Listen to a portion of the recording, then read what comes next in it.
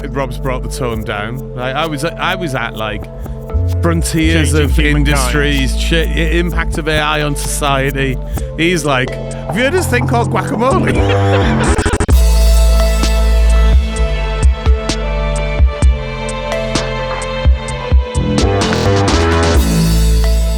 Welcome to Cloud Realities, an original podcast from Capgemini, and this week co-sponsored by Microsoft. We're at Ignite 2025 in the Moscone Center here in San Francisco. I'm Dave Chapman. I'm Esmee and Rob. And I'm Rob Kernahan. And in this episode, we are going to dig into this notion of frontier organizations. And we're going to talk very specifically about what's going on in the world of life sciences and how AI is being used in a platform sense to move R&D forward. Just to introduce our first guest today, we've got John with us. John, how are you doing? I'm doing great today. Thanks for having me. Thank you so much for making some time for this. How are you? I'm doing great. It's been a great show so far. Yeah, what has been the big standouts for you so far? You know, really seeing all of the capabilities across the different agentic systems that, myself with Discovery that we build on top of. Right. Everything new that comes out is something else that we can build on top of. Oh, I'm looking forward to talking about that and how you're sort of leveraging that up into your platform. So, Robert, how are you doing? I'm all right, David. I fear you're going to ask me a complicated and difficult question with the way you teed that up. Well, actually, I think before we get to one of those, I think we need a spillage update. So, what day are we on? We're on day two. So it was I've day been here zero. long. They eat dinner for day zero. We went to a really nice restaurant, which is called the House of Prime Rib. If you've not been there, John, Have not. Very highly recommend that. And Rob managed to spill meat juice all over his trousers. And your jacket And the arm of my jacket. It went far and wide. I mean, I'm quite proud with the coverage I got. Yeah, it's more coverage than you'd think from such a small amount of jus. Yeah. And anyway, so you managed to get that out of your trousers, right? I did. Yeah. And it was good. Yeah, not as fatty as you might have thought. Washed them. Yeah. All good. All came out. It was all good. Yeah. Right. So What happened at the end of day one, Rob? I might have accidentally smashed a red wine glass all over myself, covering another set of trousers completely. With And people. the irony of this is, I was sat this time at the other end of the table from Rob, but underneath the table, he'd spilt so much it ran down underneath the table. I went on my back. I didn't know that. That's why I put my bag over by myself. Oh, right. Okay, there you go. Then. Anyway, well done. So that was another pair of trousers I had to wash. So, looking forward to tonight then? I am going to eat very dry, bland food. With water. With water. Let's just stop there. So like somehow all his spillage end up on you. It's much like life, isn't it, Ez? All that splashback. I know, all that splashback. I mean, what a mental image. I am usually just so you don't get the wrong impression of me. I'm looking for a Fix it sippy now. cup here right now. I am usually pretty good, and it just the last 2 days have been a disaster. Well, let's see what happens tonight, shall we? Don't We'll report back. and guacamole everywhere. We'll report back. Ez, how you doing? I'm so happy you're not starting about Stephen's favorite omelette. Oh, you're So good. I'm very good. Oh, you're good. I'm doing very good, including my digestion Glad you're here. due to the yogurt. Yeah. Thank you. Healthy and Shall we get on topic? yeah, we should do. Let's get on topic. Rob, give us a recap from day one. So lots of announcements. I think it was over 70, and we discussed a lot about agents and agentic. So we had Microsoft Agent 365 and the whole thing about facilitating the enterprise to implement it, which was good. However, there were some other announcements which were quite interesting, which I think it's worth going into. So there was IDC paper released by Microsoft and IDC about the investments in AI and what's going on and the state of the nation. So you can go to the website and download that. It's pretty good. There's lots of facts and What was the figures name? in there. Name of that paper? It is a global study on frontier firms and transforming business with AI. Yes. And so all that sort of where is the position on enterprise adoption, the adoption lag, And et this cetera. notion of frontier organizations is really sort of, they're using it a lot. It's bubbling up. Yeah, it's like AI first, however you want to describe it, as you work differently, you operate differently, you think differently about it all. There were some other announcements, as Microsoft Foundry got lots of updates for helping you build these agents. There was some database improvements, Copilot going into the Azure platform itself, command line, things like this to help you out. Marketplace got revamped. Edge browser got a load of updates. Security got more updates than I care to mention, but that was all about the responsibility of implementing it and keeping secure and all that good stuff. And finally, there was quite a lot about Windows and that becoming the agentic OS. So that sort of the agent built into the environment you operate. You can just talk to it and ask it a question while you're working at something. It'll analyze the environment you're in. So it was quite cool as well. Does it have an incognito mode? I don't know, actually. Not something that I have looked into just yet. Maybe you'll find an answer by the next episode. I'll see.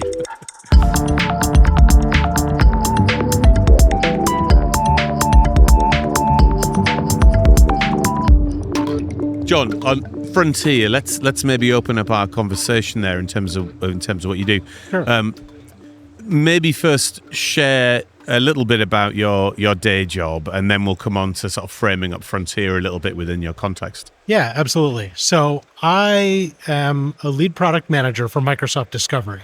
And that is our platform that we've built really to bring all of this power of agentic AI to the world of research and discovery, to scientists, to researchers, to engineers, to help them really transform how they do their work and how they discover.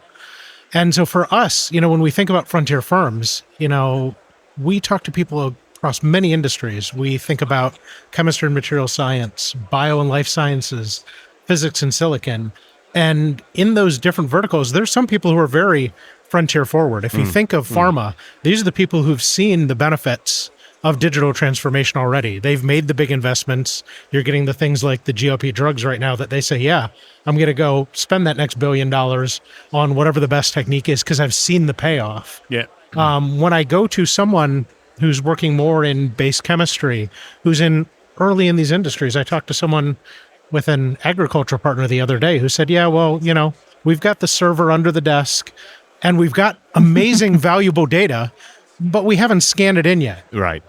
But they know, they're starting to see where the world is going, and they recognize they need to get on the train. They need to start moving forward. And so for me, the best part of all of this talk of frontier firms is now there's a word for, what does that mean to really kind of be where you need to be? Right. So frontier to you is very similar to Rob's definition there, which is like it's a technology that helps you move forward, process, helps you move forward thinking. Is it any different to, like, in the AI world for you? Is that any different to just the normal leverage of technology, do you think?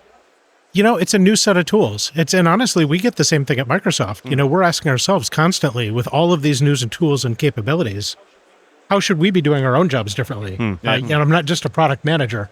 I'm an AI first product manager. If I'm not taking advantage of these capabilities, there's other people out there who are. And so I need to stay on top of my game. And it's the same for people in their roles It's not going to be the same answer for them as it is for me, but you need to always be pushing forward. And when you get that organization with a server under its desk, that's quite a big shift for them to go, we need to change the way we think. That was a big thing, I think, that you just almost...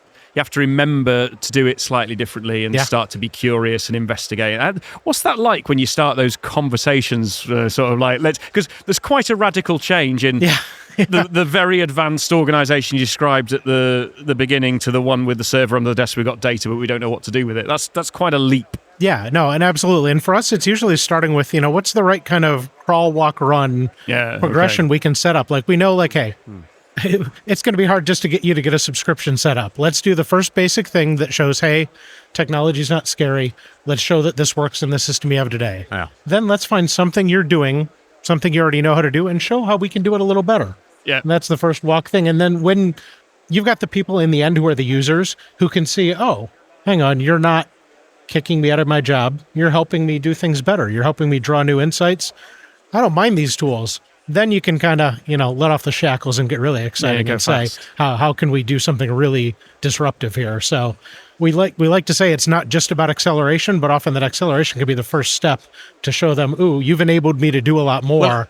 Well, interestingly, now. that you read my mind or read my question sheet there, because well, I was going to ask you about what reimagining R&D was for you, and was it like we just get to outcomes faster, or is it that you get to different outcomes? Like what is that to you? Do you think? No, it's a great question, and it's funny that we say reimagining, because for me, we've actually always grounded what we were trying to do with discovery in something old, that is the scientific method, something that most of us learned back in primary school. We ourselves were looking at this big opportunity space of R&D, of science all up, as something that we could really do great things in as Microsoft and with all of our partners. And rather than just saying we've got these amazing technologies that we all just want to throw at this domain, we said, how do we need to really make them apply to science all up? And we did that in the framing of the scientific method of how can we make these agentic systems operate the way that scientists do? How can we follow this method?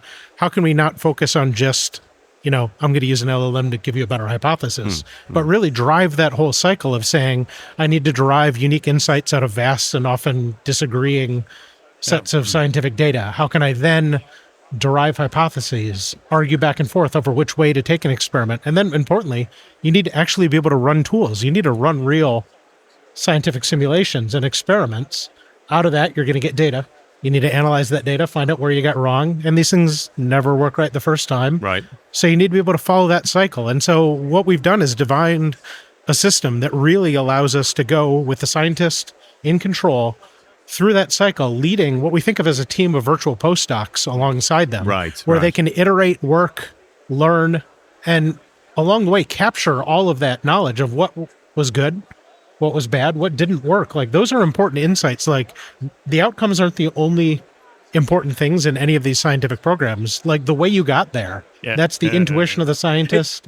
It's that test, fail, learn loop, isn't it? Yeah, About in R&D particularly, you've got to get things wrong to discover something interesting that will take you on to the next stage to eventually get to your outcome. And I think it's a little bit of a different domain compared to the normal things we're used to, because you have to be inquisitive, you have to be experimental, and that not everything's going to go the way you thought it would. But that's the whole scientific method. I think we should ask David if he can remember from school the 4 stages of the scientific method, actually. This would be an interesting test of his memory. When way back in the day in chemistry, what were you doing? Absolutely cannot remember that. No way. Give me a clue. You start with hypothesis. Yeah. Then you go on to your method. Yeah. Then I'm Test. just answering it for you. And then results. Yeah. And then the last one is? Conclusion. Oh, he's done it! I mean, high five. It's nice to That's see the really British good. education system has stood up well under that test in there, David. I mean, Very well done. I'm more pleased with my memory than the British education system. I'm not going to lie. But does it also mean that you do different hypotheses now? That the entrance of your research is also changing? Yeah, you can. So the interesting thing, when we think of that knowledge stage at the front, like, this is one that for us, one of the biggest things that people need to understand is, yes, we can give you all these great tools, but the most valuable thing that any company has is the proprietary data they have, the insights that their employees have, the expertise they have from being in their domain for all those years. So those things are great. They need to bring them to the problem when we give them the tools. Now, when you've got that set of knowledge, we like to pull together what we call a scientific bookshelf, where we take all of the data that matters to them for a particular problem. And that may be proprietary data that they pull in. It may be public sources that we have connections to. A lot of open source data sets out there are very valuable. But when you pull those together, we use graph technology to index all of them. And then the agents have access to this graph that they can infer against. And it's not just a simple LLM pulling out context. We're able to make unique connections and insights between vast and disparate sets of data, which is really important in science, because often the science disagrees with itself. Yeah, I've heard this when the scientists get the AI recommendations through that process. They just go, we would have never have thought of going there. So it's creating new avenues that go, our minds would have not thought about. So, that. and this is to your answer on the hypothesis. It's like, in some cases, yes, it helps them get just quicker to a direction they may have gone themselves. But in some cases, you get these things out of left field that they're like, wait a minute, But could this be worth trying? what does it do to creativity, though? Because the struggle is real. That's part of doing research. It's the struggle to get to that point. Like, okay, this is good. Let's start working with it. But if it's all like, already done for you, where does it leave us? No, and for me, it's more about just having another great teammate there to help drive those brainstorming sessions. Like, again, the insights and the intuition, knowing the right questions to ask. It's kind of when LLMs first came out, then all of a sudden people realized they could have a whole career in being being good at prompts and knowing how to get the LLM to help give them different things. Right. In this case, it's, with the knowledge bases, it's helping give you back other good leads. But in the end, the scientist needs to be in the lead, kind of pushing through to understand where they're going. In that way of working and in that model, and you actually touched on it earlier as well when you talked about, it's like working with a sort of a series of virtual postdocs. Yeah. You're effectively getting expanded team. What is the way of working in that on something like discovery? Am I kind of talking to, like a series of anthropomorphized virtual scientists, or am I using that as more like a tool set somehow? What does that look like for you? It's more like a tool set. So, it's managed through agents, which, we spawn off all these different agents with different capabilities, different skill sets. And in the end, the scientist has the access to all of the, within our own discovery engine, it's the task log of all the different executing tasks. And there's this whole graph of, these different pathways that have gone out. And they have full transparency for control of everything that's going in. So they can go and look and say that, hey, this top level cognition planner has decided I needed to look into all of these different avenues of research. They may look at one and go, no, this is a dead end. I've done that myself. Like, stop that, go do something else. Or they may look and say, well, this is interesting. I've never done this, but from a past experiment, I think you should look at these starting molecules and feed that information in.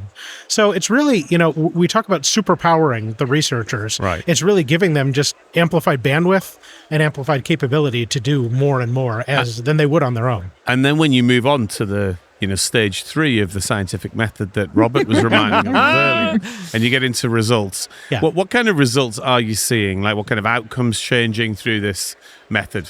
Well, so it was exciting for us when we first, took on this journey. We wanted to prove to ourselves that we could get to real outcomes. It's not just slideware of what we were doing. We went and developed a new battery electrolyte that actually uses 75% less lithium than most of the, other alternatives on the market. That's quite significant. Very significant. That was big, and so we took that to Davos and said, hey, folks, like, you should pay attention to new ways of working. Followed that up at this last build with, Microsoft. We're involved with data centers, it turns out. Those data centers use coolants, which happen to rely heavily on PFAS. These forever chemicals are not great for the environment. So again, we went and said, could we use these tools to come up with a alternative coolant solution that doesn't depend on forever chemicals. And in 4 months, we had done so. We had an actual synthesized vat of coolant that we dropped a server blade into and showed that it regulated its temperature. No, that's cool. Wow. So this is, for me, the big outcome was like, hey, if me and all of us guys at Microsoft can use these tools to get to these kind of outcomes, just imagine what you could do as an actual expert in your domain when we put these tools into your hands. And honestly, that's what gets me the most excited. That's quite exciting, though, isn't it? Creating new things that work. The sense of satisfaction of this didn't exist and now it exists. And so we showed our breakout session today. This is just highlighting that this spans across all different types of domains and even across what you traditionally think of as a science. We worked with the internal Surface hardware team at Microsoft to help them work on their thermal solutions. Oh, yeah. And they have to have these thermal solutions to cool the laptops. And we had the system design a new heatsink for them. And you look at this thing and we pull it out and say, hey, here's the one the AI designed. And it looks like this odd chunk off an alien spaceship. Oh, very cool. And everybody kind of laughs. Yeah, that's what the AI came up with, generative AI, great. And they say, yeah, we tested it and it's 15% better than the best thing we've done ourselves. That's and cool. It's real and we've got it right here. That's so cool. Yeah, it's phenomenal. So as a digression, that your talk about surface engineering reminded me of the silent room up at your campus. Oh, yeah. It's cool. Have you been in there? Anechoic chamber I have. I worked on some of those teams in the past. Mad. It's highly unusual to be in. Isn't there like a competition about... It's one of the quietest places on the planet. Yeah. So it's these rooms that, when you're looking to test hardware and microphones and audio systems, you need to eliminate all outside noise, but it is quiet to the point where you hear your own blood running in your head. Oh, no. And it's like you can't stay in it for long. And I seem to remember that there's like a competition, like if you stay in it for an hour or something like that, I can't remember, you maybe win a surface, I can't remember. But you can't, nobody's done it. You can't do it. It drives you mad. It's fun with hardware development, yeah. Yeah. it's a niche subject, that. They managed it with that room. It also feels like the speed of getting results is also like increasing. Oh, yeah. And it also increases your enthusiasm and your dopamine. Ooh, this is cool. This is cool. But where does that leave the quality? Or is it that so inherent of scientists that they will always... This is why the transparency is so important. Again, I like to think that we're getting rid of a lot of what is other the drudgery and waiting. It allows you to pursue more interesting avenues and outcomes yourself. But in the end, you can't just trust that the system has done your job for you. Like, then why does it matter that I'm saying I've left you in control? In the end, science is based on peer-reviewed analysis, understanding your results, and 100%. We still expect that every one of the users out there is playing an active role in doing that. And you'll see it in the world that if someone pushes out a solution, thanks to AI that they haven't validated themselves, they'll get the blowback. Oh, yeah. The chaos of our environment and world and people will soon find out. So that's, as a product builder, I'm making sure that I build the right things into our product to give them that visibility, to show them that, they've got the lead role in this project. Yeah, it's cool. So always a little dangerous to ask for crystal ball gazing, but in terms of what you're seeing over the next year, 18 months, where do you think we're going to end up? It's really about, as more people see what their own peers and their competition are doing with these tools, a lot of more people are going to start experimenting on their own. And for me, that's, it's win-win across the world, because there are a lot of world-class problems we have that in the end come down to chemistry, material science problems. You think about making better fertilizers, feeding the world, carbon capture, like global challenges that all of a sudden we're seeing we've got tools that can take that on. So that's what, gets me excited coming to work every day. And this reminds me of an area that we've touched on the show a little bit before. It was the things like fertilizers and some of the environmental problems, and the role that quantum is going to also play in that. So absolutely. What's your intersection between a platform like Discovery and the potential of quantum? Yeah, well, Discovery is the platform where you will see us bring quantum capabilities online in Discovery as soon as they light up with the hardware. We know today that there's classes of problems that can only be addressed with quantum machines. For a certain, any molecule that gets too much of a, interesting active space around it, you can't do anything with the computers that exist on the planet today. Right. The minute those machines do light up, we already have teams at Microsoft working on that. Think of it as the quantum SDK that allow these chemists to be able to solve these problems that they're just waiting on that capability to answer. So, and as somebody who's close to the industry and the potential of that, I mean, if you've got a problem in mind, great, use that. But what do you think the time from the light up to the big first solutions is going to be? Is that like, oh my God, we've now got the processing power, it could be a matter of weeks? Or is it still going to be like a number of years till these problems go through like a process? Are you thinking about doing your tax return successfully? One of the world's greatest problems. I was thinking about the M25. Yeah, traffic. Yeah. No, well, so there's some great, if you look at, for example, Dr. Matthias Treuer at Microsoft has written a lot of great papers, done a lot of good interviews on the thinking that they have beyond, what you'll be able to do with that machine that has 1,000 logical qubits. And when that hardware actually lights up, like these experts have spent so long thinking about those problems. And, it's not an accident that I brought up the fertilizer one. It's one people have been talking about for a long time. They know the algorithms they want to run. They know the problems. So when the machine of that capability is there, they'll be able to start executing those, nearly right away. I mean, it's such an exciting level of potential that problems that we have been plagued with as humans, medical and environmental, could actually be solved. An exciting space to work in. Yeah, and it's just knowing now that that is a reality that's coming to us here in the future. It's exciting. And for us, again, with Discovery, as we think of it as an extensible platform, we just love that, quantum is another tool that we're going to have in the toolbox. Every problem is hybrid. Like, you need the CPUs, you need GPUs, we're going to need QPUs too. It's a good example of Satya's X post about the value of the platform to create what you use it for massively outweighs the cost to create it in the first place. Absolutely. This is a great instantiation of exactly what Gates said, wasn't it? Yeah, this is and that's the reality of these are the people pushing us to say that there is so much opportunity in the domain of science that we need to bring our best of what we can do with platforms here at Microsoft to that domain.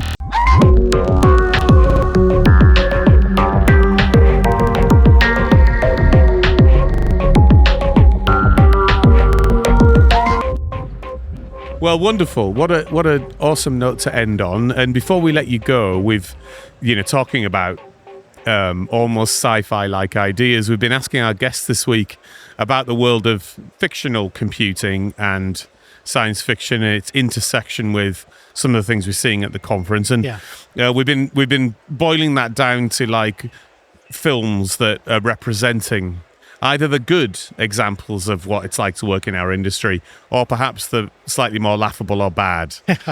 So are there any that stand out for you? Yeah, it's interesting. Whenever I'm talking to a customer who's trying to figure out exactly what does agentic AI mean, like how do these tools work for my problems, I say, have you seen the first Matrix movie? Oh, yeah. And there's the point where he gets that little chip and he gets a download, then all of a sudden it's like, aha, now I know Kung Fu. I know Kung Fu. And that's exactly what we do for every one of the tools or models they have, whatever it is. Yeah. When you onboard it to this platform, we essentially create a little agent wrap around it. And then all of a sudden the platform is like, aha, now I know how to do this. So you just imagine you bring in that set of the tools and models you have that you use to do your work. And all of a sudden you've got this team of agents that's like, yep, I'm an expert in all these spaces. I can help you. Let's get to work. And of course, Agent Smith. Yeah, Agent Smith. There you go, yeah. There's a counter theory about he was actually the one and Neo was superfluous, and because had to be born in the Matrix, but that's for a conversation for another day. But there's a new theory about the Matrix. The Agent Smith is the one. Yeah, because the Oracle says they have to be born in the Matrix and then will cause its destruction. And Neo wasn't born in the Matrix. That's very Anakin, isn't it? Yeah, it is. There you go. Anakin brings balance to the Force by going dark. Yes. Anyway, while we're on the Matrix, one of the other things, and I ask you because intersections of AI, quantum, like kind of hyper powerful computers, and the Matrix obviously get you to simulation in some way. What's your thinking on simulation theory? It's a loaded topic, but it's funny because that's a good question. When you say simulation, this is like that's really where we started out in a lot of these things, is getting people to say that rather than all your wet lab experiments, you can accelerate with massive simulations. You get into the scale of, how far do you take that? It's some interesting philosophy discussions, but tactically for us, that was the very first step of saying, hey, your science experiment's like a funnel. And what if I could tell you started with every possible molecular combination in the world. And due to the power of AI and these advanced digital simulations, I could very quickly funnel these things down, screen them down to a small set that then you use high-end HPC physics-based methods you trust to get even further. And then, much like you had every lottery ticket on the planet as an input, now I was able to take 18 of them in my hand and say, I'm giving you 18 lottery tickets. One of these is going to pay out. Would you be interested in a tool that gave you that capability? Yeah, very good. Although I do like the idea that simulation theory, we're actually running on a platform. So I now, extending that is we are actually just surviving on a platform capability that somebody built. There you go. Rob, we've talked about simulation on the show a few times, and Rob is now actually convinced we're living in a simulation. We did a podcast with a philosopher, Anders Inset. We do the Christmas specials with, and I hadn't really thought about it. And then he told me about it. About 8 months later, I went, I think he's actually right. It was this, my brain went dunk, dunk, dunk, dunk, dunk, dunk, dunk, and then eventually went, oh. There you go. And we might be returning to that. Oh, we are? This year's Christmas special. Very good. John, thank you so much for such a thought-provoking talk today. Oh, you're very welcome. This has been great. Thanks for having me. Want to dive deeper in today's topics and what they mean for you and your business? Drop us a line at cloudrealities@capgemini.com. We're all on Substack and on LinkedIn, so connect, DM, and send us your questions for the future. And hey, don't forget to rate and review and subscribe. It really helps us improve the show. A big thanks and shout out to John, our sound and editing wizards Ben and Louie, producer Marcel, and of course you for tuning in. See you in another Microsoft Reality soon.